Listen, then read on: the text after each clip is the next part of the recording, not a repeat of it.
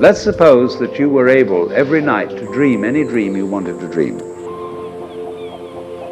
And that you could, for example, have the power within one night to dream 75 years of time, or any length of time you wanted to have. And you would naturally, as you began on this adventure of dreams, you would fulfill all your wishes. You would have every kind of pleasure you could conceive. And after several nights of 75 years of total pleasure each, you would say, well, that was pretty great.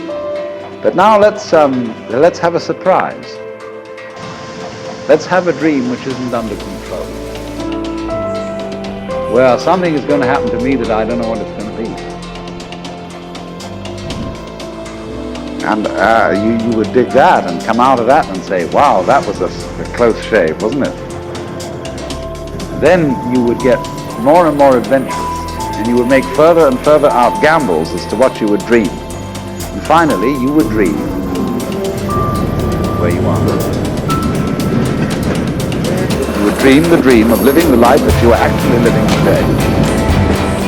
That would be within the infinite multiplicity of choices you have.